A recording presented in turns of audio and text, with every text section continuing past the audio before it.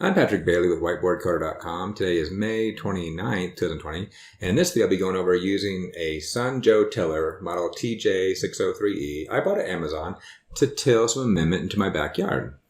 We are doing a lot of landscaping this summer. Last year we had a new house built, and the backyard is just bare dirt. So we have to landscape the whole backyard. It's going to be a really busy summer for us, and we plan on doing most, if not all, the labor ourselves. So as part of this, we're to this kind of beginning phase. We're going to just do some amendment. So here is what our end result is going to look for our landscaping, we hope, and we'll see how far we get. And I'll keep doing videos on different aspects of what we're doing. But for this one, right here where the sod is going to be, we need to put some amendment in here because the soil is not quite up to snuff here in Colorado for sod. So going through a couple things. Okay.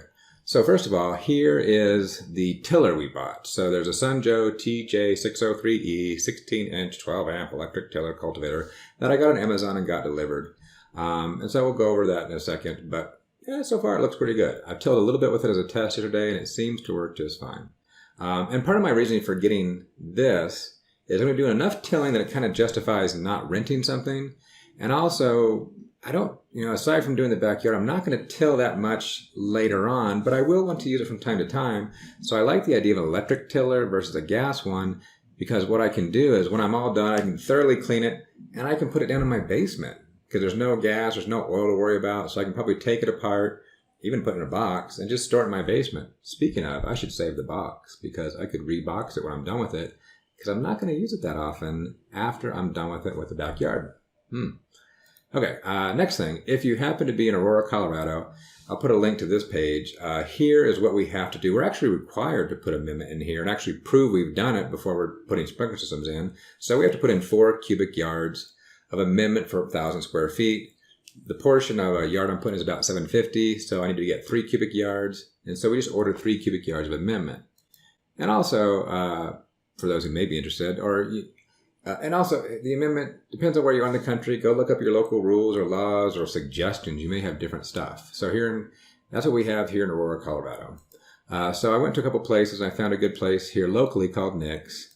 And here you can actually go to the website and you can get their current listing of information in the brochure. This is their, well, it says 09, but I think the prices are still good. But I got this brochure, went to them, and they do delivery. So the total, I'll go over the total cost in a minute. So I got some amendment from them and got it delivered, 3 cubic yards. And then also I got a wheelbarrow. So I didn't have a wheelbarrow, so I went down to Home Depot, bought a nice wheelbarrow that has these big handles on it. And so far I like it a lot. So going over what we've spent so far. And also at the end of this video, on these videos I want to kind of go over our entire budget every so often to show people what we've spent and are spending. But for this particular job, we bought the amendment delivered, 3 cubic yards, which cost $242. We got the tiller, and the tiller, delivered from Amazon with some taxes, $142. We got the wheelbarrow. The wheelbarrow cost $135 with taxes here locally. And also I have kid labor. So I've been bribing my kids a little bit to do labor. They can make more on the open market, but they're my kids. So sometimes they're doing some stuff for free. Sometimes they're doing stuff for some privileges. And sometimes they're doing stuff for a little bit of pay and some privileges. So in this case, we spent $40. They both earned $20 to help us move all this soil. Well, for this job today, they're actually not helping. What we've already, at this stage, we actually have had all the amendment delivered. And we went to the backyard, cleared all the backyard of debris and some construction material, some nails and stuff were left behind. So they earn their money doing that. They also earn their money moving the amendment to the backyard. But for this tilling, I'm going to do it myself. They might jump in because it might be kind of fun using this tiller. But in total, for this project, there's a few things we had. We already had some shovels, so I didn't buy any shovels. But a total cost for this was $559 to get everything we had. But of that, $277 are for tools that we can keep using. So this wheelbarrow we'll use again, and the tiller we'll use for the backyard for sure. And we'll probably use it through the years to do some gardening and things like that. So overall, under $600 to get this done. So with that, let's go till some backyard. Okay, so here it is all together. Assembly was easy. It just comes in a couple parts, so I just had to screw these in, and also there's a little tab here, a little cable holder. That was about it. So really, really simple. It's got a safety button here. So if you try to trigger it, it's not going to go on. So you have to hold that in while you trigger it. It's only got one speed, which I'm guessing is fine. I've never done this before, so I don't know if multiple speeds helps at all. I did a little bit the other day and it seemed to work just fine. Also important here is this guy. This, you want it all the way down here when you're moving around, but otherwise, this is your adjustment, how deep you want to go. That kind of helps you dig down, so when I get going, I'll move it. Also, based on a friend's suggestion, I put these magnets. So I'm putting these on the top because I got a feeling there's probably still some work debris in here, some nails and whatnot, and as they churn up, it might grab them. I don't know, it's a theory we're working on. So we'll see. But also, to reiterate, I'm keeping the box. I thought about that the last part of the video. Keep the box it came in so that I can repackage it, because when I'm done, I may not use it for years or may loan it to friends, but I might as well take it all apart, put it back in the box, and store it in the basement until I need it. Oh, and also, nice little handle here. That's not too bad to carry it around. So, oh, one more thing before I forgot to add these to my budget. A couple of rakes. Bought a couple of rakes at Home Depot. I got some nicer ones, because I hate it when the top pops off when you're working on them. So I got some nicer ones. Hopefully they're razor back. Hopefully they'll last a long time. I'll put it in the show notes at the end. Well, I'll put it in the notes at the end when we go with more of the budget. But I think both of them together with taxes was under 60. So I forgot to add that. So now what we're going to do is we have all the amendment back here. My kids helped us move 3 cubic yards. Which, to note, a cubic yard is about 10 wheelbarrow fulls roughly, is what someone said. And we did a count here, and that's about what we have, a little over 30 piles. So think about that if you're moving stuff. About 10 wheelbarrow fulls per cubic yard. Now also, before you do stuff like this, call 811 or whatever you have in your community to have them mark where utilities are. So we've already had them mark our utilities, so we know where everything is. We're going to be pretty safe for most of it, but we do have, right about here, I've moved some of them, but we have cable and phone lines right here. So right around here, we'll be a little more careful and not go so deep. But other than that, the rest of it's fine. So, but even then, this should not go so deep. Those lines should be buried at least 18 to 24 inches, so I should not get anywhere near there. But even so, be careful. So what we're going to do now is grab our rakes, spread this all out, and once we get it spread out, then we're going to take this and start using it, and so we'll film a little bit of that. Also, I have a watt meter, so I want to see how much energy it uses. So we'll probably do like a 10-minute timer to see how much power and how much it kind of costs to run. So with that, we'll get going. Okay, so I'm just adjusting this to the middle rung for now. I can go a little lower, go to the higher rung and go even lower, but we'll just try it now. So I got this wrapped up here. Got my safety switch.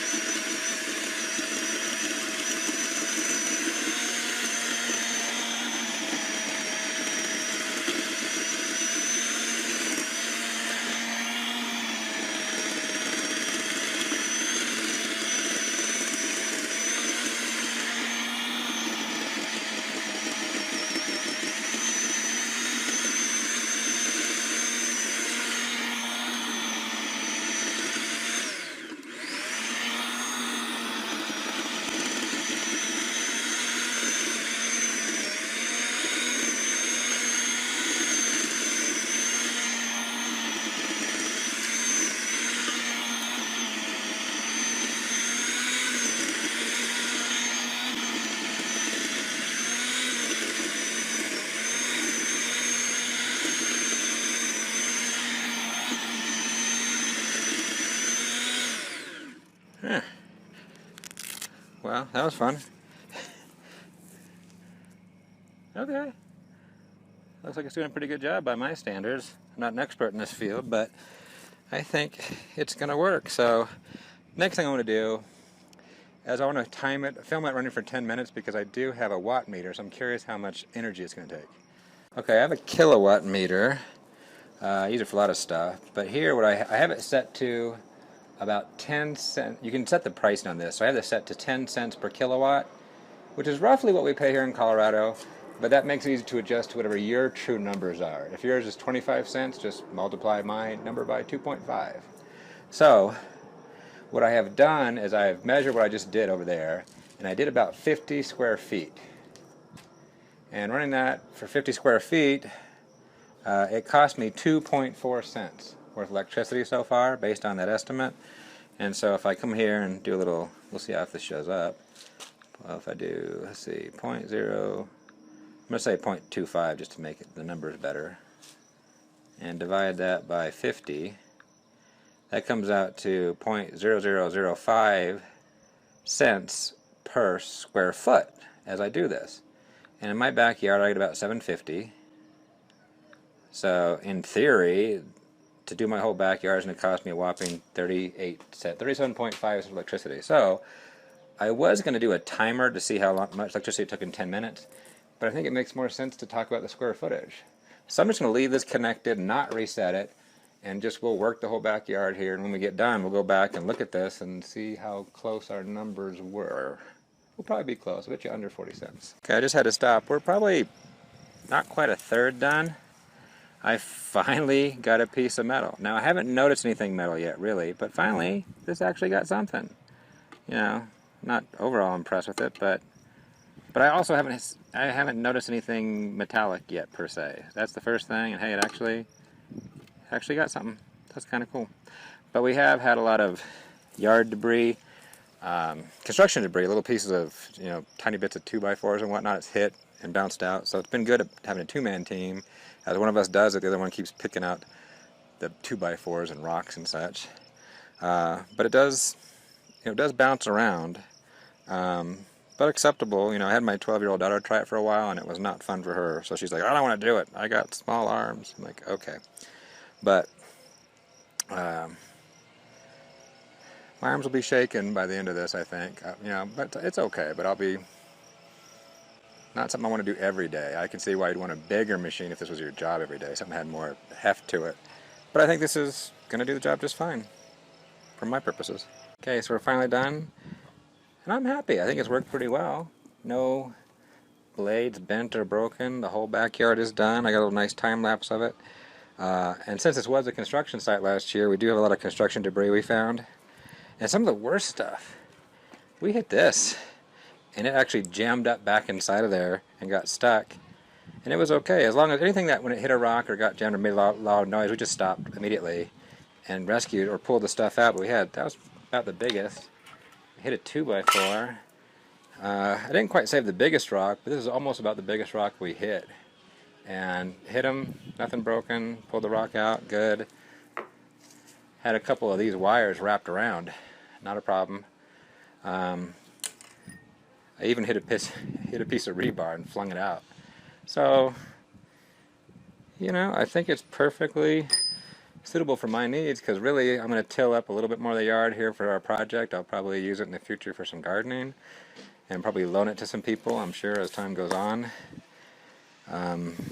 So yeah, good for home use. I'm happy. Nothing broke. It's good. Very happy.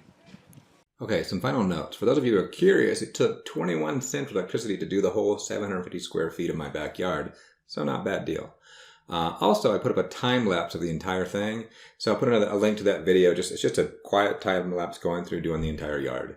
And also, I'll be putting up links here in the show notes to the actual tiller I got from Amazon, and also to the magnets I use, which, you know, I did pick up a couple more things, so I probably picked up about 4 or 5 things, some little staples, a couple more nails, so it did an interesting job. And also, here is my final budget for this project. So, for the amendment, I spent $242. I also bought a drainage pipe because I need to drain away the downspout out of that section right now until I get a more permanent job done, and that cost $31.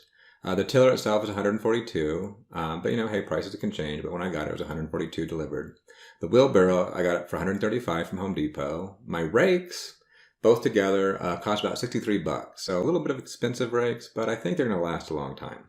My kid labor cost $50. So in total, this cost $663 to do, but of all of that, $340 is for tools that I can keep using, you know, the wheelbarrow, the tiller. And then overall, I'm pretty happy with that tiller. I'm going to use it a few more times. This was the major job I needed it for, but I do need to till up some more stuff here and there. And I can see myself using it through the years for some gardening and different things like that. And I think it's going to suit the purpose. And I think once I get done with the summer, I think I can box it up, put it in the basement just fine. And I can see myself lending this out to neighbors. And I don't, you know, it's not, I think it's more than sturdy enough for the job at hand. So I can see probably doing 4 or 5 backyards and not having any issue with it over the years and helping other people out. But again, it's not the beefiest thing in the world, but you know, it's strong. I think it did a good job. But also, hey, if you're using it, it's going to shake you a little bit. So be aware of that. Wear your gloves. I got a little bit of calluses from it, but not, I almost got a blister from it working that whole day. But just be careful. It does bounce around a little bit, but overall I got pretty good control over it.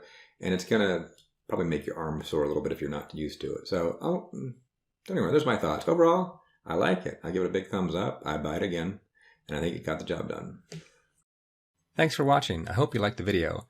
If you did, please give it a like. To subscribe, just click the subscribe button. Also, you can follow me on Twitter under the handle @whiteboardcoder.com. View any code I may have thrown up as a gist at GitHub under the username PatmanDenver, or check out my blog site at whiteboardcoder.com.